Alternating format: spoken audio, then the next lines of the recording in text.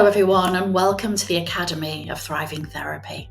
I'm Dr. Karen E. Wells and today we're diving into the fascinating world of positive psychology, exploring its principles and discovering how to integrate them into the therapeutic practices for lasting happiness. Now, positive psychology is all about focusing on strengths and virtues to enhance well-being. Our first principle is gratitude. Now, research shows that cultivating gratitude can significantly boost happiness. So encourage your clients to keep a gratitude journal, reflecting on the wonderful positive aspects of their life.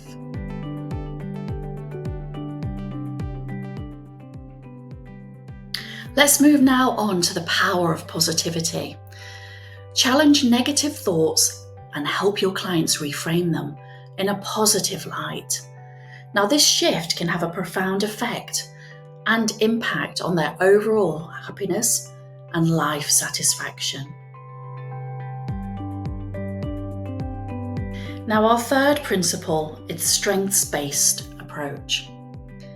That's identifying and utilizing your client's strengths in therapy.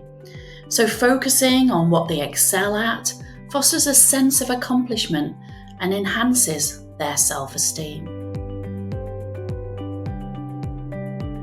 Now, mindfulness is another key component. Teach your clients mindfulness techniques to stay present and fully engage in the positive experiences of life. Now, mindfulness enhances awareness and contributes to a more joyful existence. Lastly, positive goal setting. Collaboratively, setting goals that align with your clients' values and aspirations. Achieving these goals for them brings a sense of purpose and fulfillment, contributing to their overall happiness. And that concludes our exploration of positive psychology and its role in therapy.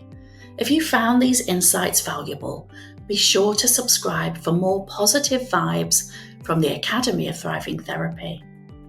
Wishing you all a journey filled with happiness and growth. Until next time.